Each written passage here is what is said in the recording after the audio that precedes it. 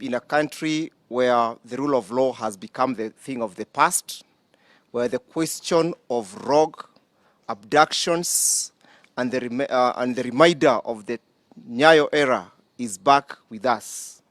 So last evening we got that information. I was personally called by my client, Mr. Maina Njenga, informing me of his abduction. He was able to identify his abductors. There is no doubt that his abductors are the police officers. The police officers whom we had actually changed from being the police force to police service. Now the service that we are now receiving from this organ is the service of abduction. So we're able to mobilize the family. The family has mobilized itself. They have not slept the whole night in search of their loved ones. So we have Mr. Njenga, who is a son to Mr. Maina, and we have the wife seated at the back, Esther, who have been, and the rest of the family members, as you can see, they have been out in search of Maina Njenga. Up to now, we are not aware as the reason of his abduction. We do not know of his whereabouts, but we know that he is in the custody of the police. And therefore, we are saying and putting the police on caution that should anything happen to him, then the police should be answerable for whatever happens. Tomorrow we are scheduled to appear before the Makandara court. You can now see we do not have a client. A client has been stolen by the state. We have together with us our senior, Mr. Odiek, Mr. Mburu, present with us, and Ms. Mburu as well. And tomorrow we'll go to the court and tell the court that our client has been stolen by the state. Your Excellencies, that's all for now. Colleagues and councils and friends, we are here to join and stand in solidarity with the family of Maina Njenga and with him on his gangster-style abduction by the police last night, which we condemn in the strongest terms possible. When police make an arrest, they are supposed to identify themselves and tell the person they are arresting the reasons for the arrest.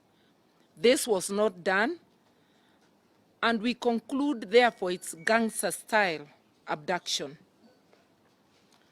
The lawyer has already said we are not aware of his whereabouts up to this moment. The family is in the dark.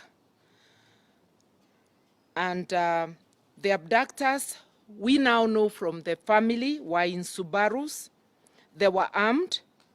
They were also hooded.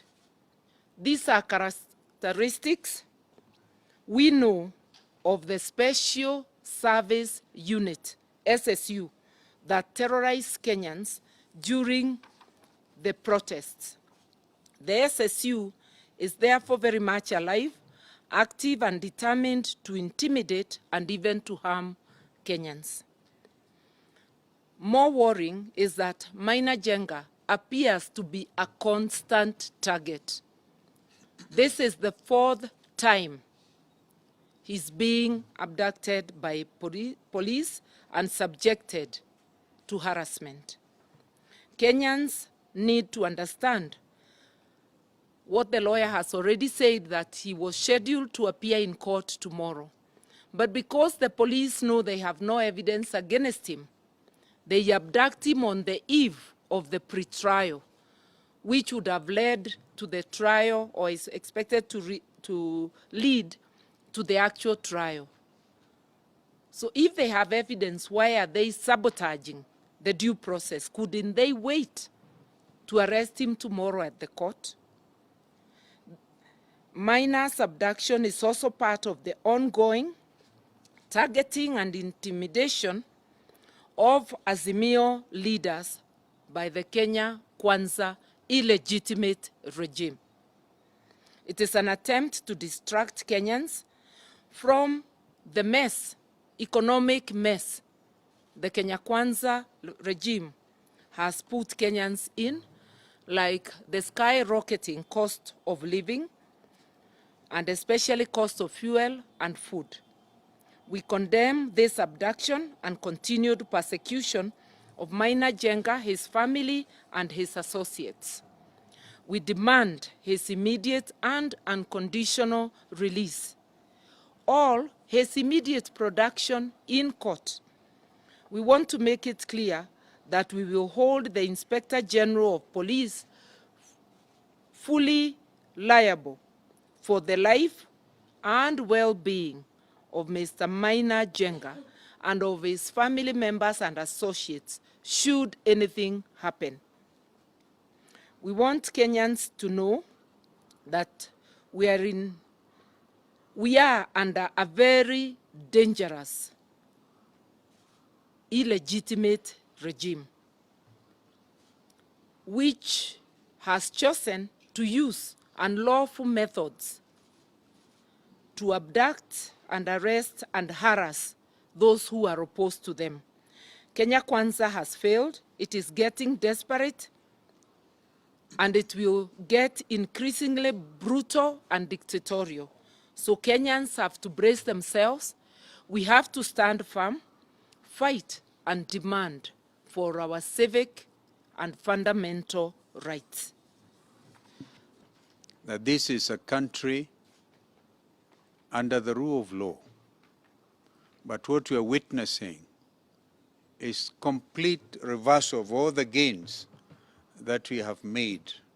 And clearly the country will not agree to this kind of approach. Therefore we say unacceptable, unacceptable. And we stand with the family of Maina Njenga and all Kenyans who have their rights protected and guaranteed under Constitution 2010. Alifiwa na familia ya kwamba Maina Njenga alikuwa na nyuki. Na kule Kiambu alikuwa amefika tu kwa muda mfupi, na hata kabla hawajaketi polisi wakafika kule nyumbani ama kule nyumba ambapo alikuwa ameingia kuwasalimia marafiki zake akienda nyumbani. Hiyo ni kumaanisha ya kwamba askari walikuwa wamemfuata kutoka na nyuki mpaka hapa Banana. Haya ni mambo ambayo yanahusunisha, kwa sababu kama vile wenzangu wamesema ni mambo ambayo tulikuwa tunafikiri yaliisha na Nyayo era. Lakini kama vile wengine wamesema ni kwamba with increased taxation, expect increased police brutality. Sisi tumekuwa kwa hapa ama tumekuwa kwa hii bomba mara nyingi. And I remember there was a time again led by our principal Raila Odinga and Mother Karua. We raised a caution towards Mount Kenya. And this is a continuation of what we said. Na watu ya Mount Kenya tumeambiwa siku hizi mambo ni matatu. Tukubali tulikosa, tuamke, tujipange ama tuendelee kupangwa. Hii ni njia moja ya kupangwa. Lagu la mwisho ni kwamba vijana ambao wanamwamini Maina Njenga na pia ni vijana ambao ni wanaazimio, nyinyi pia mjipange, mlete memorandum kule Bomas on police intimidation, police brutality, unnecessary harassment. Pia vijana wa Azimio wale ambao walidhulumiwa wakati wa maandamano, hata wao walete memorandum. Vijana wa Jubilee wenye wananyang'anywa chama, leteni memorandum, kwa sababu haya ni mambo lazima yasungumziwe kule. Hata ingawa najua kwamba tukiongozwa na kiongozi wetu makamu wa rais aliyekuwa, we will ask ourselves what is the usefulness of this dialoguing discussions if this continued harassment has not ceased. I thank you.